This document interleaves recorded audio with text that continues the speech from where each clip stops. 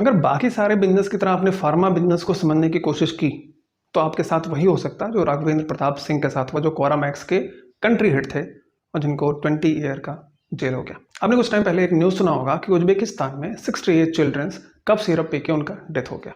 Investigation हुआ तो पता चला कि इंडिया की मैलियन बायोटेक करके एक कंपनी है जिसने इसको मैन्युफैक्चर किया था। क्वारामैक्स एक मार्केटिंग कंपनी थी जो मैन्युफैक्चर कराती थी मैरियन बायोटेक से और जाके उसको एक्सपोर्ट करती थी। मैरियन बायोटेक को इन्वेस्टिगेट किया तो पता चला कि जो रॉ मटेरियल यूज हो रहा था उसमें पीजी, वो आ रहा था किसी थर्ड पार्टी से, क्योंकि इंग्रेडिएंट तो किसी दूसरी कंपनी से ही आता है, वहां से आ रहा था। वहां से जब इन्वेस्टिगेट किया तो पता चला कि जो उसमें पॉलीथाइलिन ग्लाइकोल यूज किया जा रहा था वो इंडस्ट्री ग्रेड था, ना कि फार्मा ग्रेड था।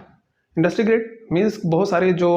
डिटर्जेंट में, लिक्विड सोप्स में यूज किया जाता है, वो ग्रेड था जो वो कप सिरप में यूज कर रहे थे। और इसकी वजह से उसके एनालिसिस हुई नहीं, उसकी टॉक्सिसिटी को एनालिसिस किया नहीं गया था और उसकी वजह से ये डेथ हुआ। रिजल्ट क्या हुआ, यहाँ पर इस मैलियन बायोटेक में जिन लोगों को जो भी पनिशमेंट मिलना था वो मिला,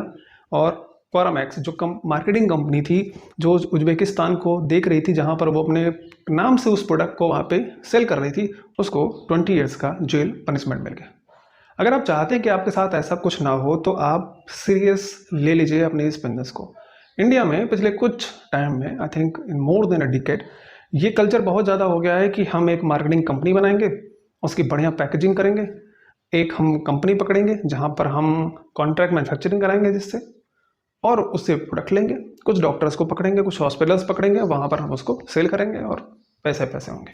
बहुत सारे ऐसे डॉक्टर्स भी हैं जो अपने ही किसी दूसरे पर्सन के नाम पे ऐसी कंपनियां बना के ऐसे किसी थर्ड पार्टी कंपनी से मैन्युफैक्चरिंग करा रही हैं, और उस कंपनी के बारे में इन्हें नहीं पता है कुछ कि एग्जैक्टली उसका मैन्युफैक्चरिंग प्रोसेस क्या है, वो जीएमपी कंप्लाई करती है नहीं करती है, उसके जो भी इंफ्रास्ट्रक्चर हैं वो एज पर जीएमपी है कि नहीं है, इनके जो भी प्रोडक्ट आ रहे हैं क्या वो एक्चुअल में स्टैंडर्ड के हैं कि नहीं है, इन्हें नहीं पता, बस वो चल रहे हैं। और ऐसे बीच बीच में जब कुछ चेक होता है तो पता चलता है कि ये ड्रग में दिक्कत आई तो फिर पनिशमेंट मिला, वो दिक्कत आई तो वहाँ पेनल्टी लगा। कब अनफॉर्चुनेटली अगर आपके साथ ऐसा हुआ कि आपने कोई प्रोडक्ट बनवाया और वो इस लेवल तक पहुँच गया, उस लेवल तक उसमें दिक्कत है कि वो किसी की डेथ हो जाए, तो आप भी इसी मुसीबत में पहुंच सकते हैं जिस मुसीबत में ये कंपनी पहुंची और राघवेंद्र प्रताप सिंह पहुंचे। ये फार्मास्यूटिकल इंडस्ट्री के प्रोडक्ट ऐसे हैं कि अगर प्रोडक्ट रिकॉल भी करोगे तो आपको अथॉरिटीज़ को इंटीमेट करना पड़ेगा। आपने कंपनीज में जितनी बार क्यूसी में उस रिपोर्ट को आपने टेस्ट किया है, जितनी बार भी आपने सैंपल्स को चेक किया है, कितनी बार फेल हुआ, कितनी बार पास हुआ, आपको सब उसमें रिपोर्ट करना है। आप एक भी इंसिडेंट डेविएशन को नहीं छुपा सकते हैं, आपको सब कुछ ट्रांसपेरेंटली बताना पड़ेगा। आपके साथ कुछ भी हुआ है, ये एक ऐसी इंडस्ट्री है जो ह्यूमन के लाइफ से डायरेक्टली जुड़ी हुई है,